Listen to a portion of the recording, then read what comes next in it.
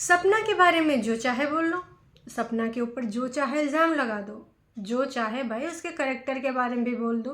और हाँ, इसको पीड़ित करे उसको पीड़ित करे इल्ज़ाम भी लगा दो। करेक्टर की तो भाई साहब क्या ही बताएं।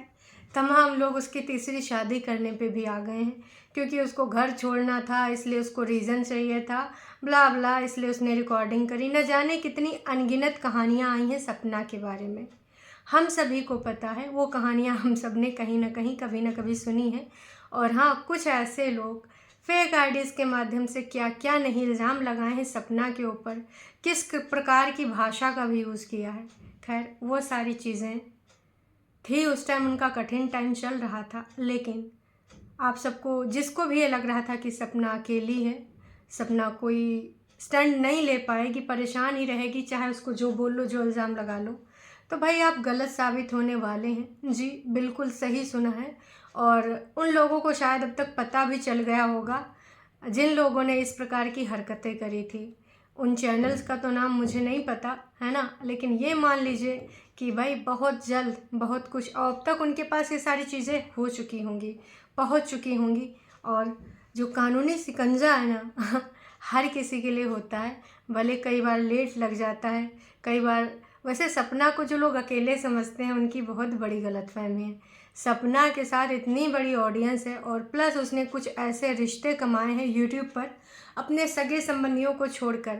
वैसे उसका भाई और उसकी माँ साथ ही में है ना, लेकिन और भी कुछ ऐसे रिश्ते हैं जो समय आने पर उनका साथ दिए हैं, चाहे वो लखनीत हो, चाहे वो सिवी हो, और कुछ और लोग भी हैं जिन्होंने उनका कभी न कभी किसी न किसी तरीके से साथ दिया है। अंशु भी उसमें से एक थी जो कि उससे दूर कर दी गई है। वो सारी चीज़ें तो आप जानते ही हो।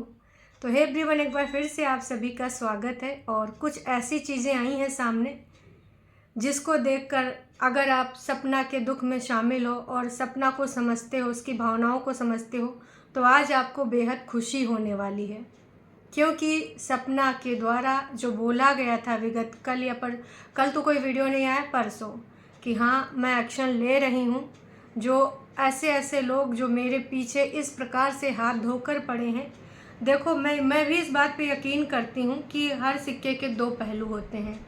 पहलू हैं, आपको अगर सास ससुर के बारे में कुछ बात करनी हो, उनका कुछ पॉइंट ऑफ व्यू रखना है, आप बिल्कुल रखिए, आप उनसे कांटेक्ट करिए जिस प्रकार से चाहे, तो वहाँ पहुँच कर, या फिर इंस्टाग्राम या फिर कोई माध्यम, मुझे नहीं पता वो इंस्टाग्राम चलाते हैं या नहीं चलाते हैं। आपको अगर उनसे कुछ बातचीत करनी है तो आपको जो सही लगे उस हिसाब से आप कर सकते हो।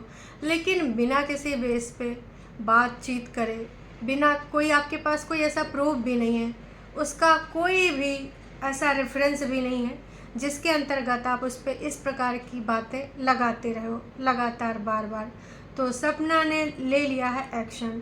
और ये एक्शन जिन जिन लोगों पे हुआ है उनको बेहद अच्छे तरीके से पता चल जाएगा। और मैं यहाँ पर वो लगा भी दे रही हूँ, आप देख भी लीजिएगा कि ये एक डिटेल है जो कि मुझे इंटरनेट से मिली है, और आप पढ़ लीजिए, बहुत अच्छे से पढ़ लीजिए। सारी चीज़ें यहाँ पर नहीं लगाई जा सकती, कुछ रूल्स रेगुलेशन होते हैं, तो वो सारी चीज़ें मैंने यहाँ पर नहीं लगाई हैं।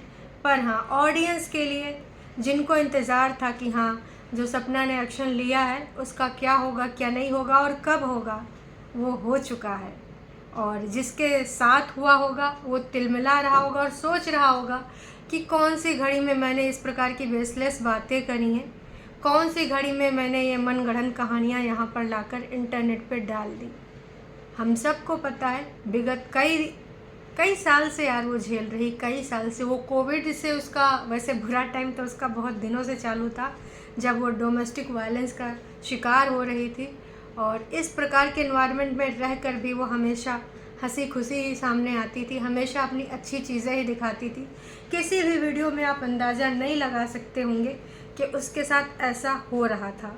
तो ये उसकी अच्छाई ही है, जो तमाम लोग कह रहे हैं ना कि वो अपने इन लॉज को बदनाम कर रही है, जो इंसान इस दुनिया में है नहीं उसको भी बदनाम कर रही है। तो आप शायद वो टाइम भूल गए हैं कि पर्टिकुलर उस टाइम पे वो सारी चीज़ें हो रही थी उसके साथ, लेकिन उसके बावजूद कभी उसने अपने माथे पे एक शिकन तक नहीं दिखाई, आपको नहीं पता चलने दिया कि वो किन किन हालातों से, किन किन चीज़ों से गुजर रही है। आप लोग तो ऑडियंस हो, चलो मान लेते हैं ऑडियंस को लोग छुपा ले गई, वो जो उसके सगे संबंधी, उसकी माँ से सगा कौन होता है यार। और बेटी के ऊपर अगर कुछ होता है तो कई बार ना माँ तक वो बात पहुँच जाती है, माँ के हृदय को पता चल जाता है, लेकिन उस माँ को भी उसने भनक नहीं लगने दिया। वो इतनी, मतलब यार जब भी वो रिकॉर्डिंग की बात करो तो ऐसे भी कोई शब्द नहीं मिल पाते हैं। तो जिस प्रकार के उस रिकॉर्डिंग में अत्याचार थे, जिस प्रकार का डोमेस्टिक वायलेंस था, वो सोच के आप सबकी रूह कांप जाती होगी। आई नो कि काफ़ी लोगों ने पूरा सुना भी नहीं होगा। वो रिकॉर्डिंग पहली बार उसकी माँ उसका सच जानी है उस रिकॉर्डिंग के माध्यम से। उससे पहले उन्होंने कभी भी अपने घर की बातें नहीं बताई, जो कि कहते हैं कि भले घर की बहू बेटी ऐसे नहीं करती। जो लोग ऐसा कहते हैं उस चीज़ को चरितार्थ करते हुए दिखी सपना। आज जो लोग उस पर इल्ज़ाम लगा रहे हैं ना, तो तुम लोग क्या चाहते थे कि भाई वो सारा चीज़ सहते सहते, मतलब भाई अपने ही साथ कुछ गलत कर ले, खुद मेंटल हो जाए हैं, अपनी बच्चियों का पालन पोषण छोड़ के बस उसको जिस प्रकार से झुकाते रहो झुकाते रहो। कहते हैं ना कि कोई वृक्ष अगर हद से ज़्यादा झुकाया जाता है तो वो टूट जाता है, उसकी डालियाँ टूट जाती हैं। तो वो टूट तो बहुत पहले से चुकी थी, फिर भी यहाँ पर बहुत सारी चीज़ें उसने नहीं बताई। तो ये उसकी अच्छाई है। और मेरे हिसाब से तो भाई उसको क्या, किसी भी लड़की को अगर इस प्रकार का बिहेवियर हो रहा है, जानवरों से भी ज़्यादा बदतर सलूक हो रहा है, तो आपको वहाँ पर अपने लिए स्टैंड लेना चाहिए। ठीक है, हमारे पेरेंट्स बहुत मेहनत मशक्क़त किया हुआ पैसा शादियों में लगाते हैं, पर इसका मतलब ये नहीं है कि आप अपनी लाइफ को ख़राब कर लें, लाइफ को ख़त्म करने तक पर आ जाएं, बिल्कुल भी नहीं। तो जो किया सपना ने बहुत अच्छा किया। उन सारी चीज़ों को ना फील करके कुछ महिलाएं बस सपना को ही दोषी बना रही थी, उसके बारे में इस प्रकार की चीज़ें बोली गई हैं, इस प्रकार के करैक्टर के बारे में बातें की गई हैं। उन लोगों को एक बार भी शर्म नहीं आई कि भाई हम क्या बोल रहे हैं, क्यों बोल रहे हैं और किस लिए बोल रहे हैं। तो आज वो खुशखबरी आ गई है और उम्मीद करते हैं कि जो इस प्रकार के लोग हैं दोबारा ऐसी कोई चीज़ करने से 100 बार पहले सोचेंगे। जो एक्शन हुआ है उसके रिगार्डिंग कुछ ना कुछ चीज़ें मिल जाएंगी। हो सकता है कुछ लोग तड़कते भड़कते आके वीडियो भी बनाने लग जाएं कि ऐसा हुआ वैसा हुआ। कुछ हो सकता कुछ लोगों की तबीयत ख़राब हो जाए, हो सकता कुछ लोग सिंपैथी कार्ड खेलने लग जाएं, क्योंकि ऐसा होना लाजमी है।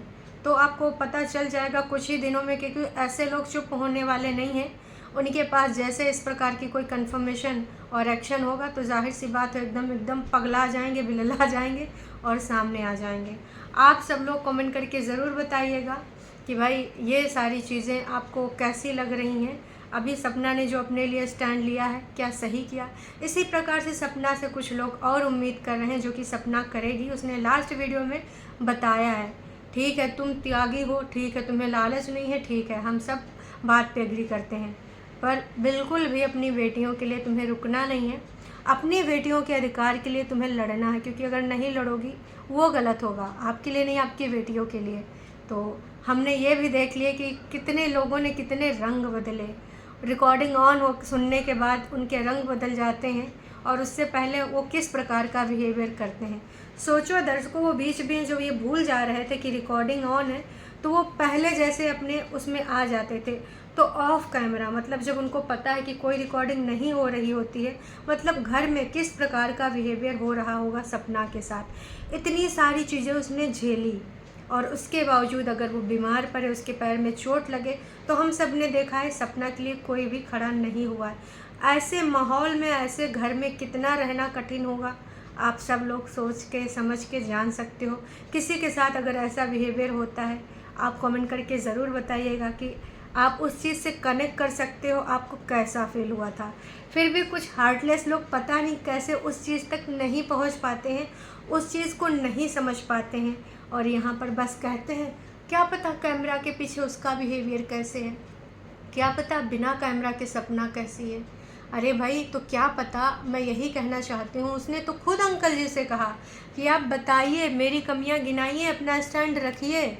और अंकल जी से पहले भी उसने बहुत सारी ऐसी चीज़ें कुछ रिएक्शन वालों से जो अंकल और आंटी जी को न्याय दिलाने के लिए कूदे थे मैदान जंग में, उनसे भी कहा था कि भाई आप वहाँ चले जाइए, आप अपने चैनल पे प्रसारण करवा दीजिए, या फिर अंशु के द्वारा वो बात कर सकते हैं, क्योंकि अंशु अब मेरे हक में तो नहीं चीज़ें कर सकती, क्योंकि उसके ऊपर भी माता पिता का प्रभाव है। ये सपना ने अपने लास्ट वीडियो में भी क्लियर करा था।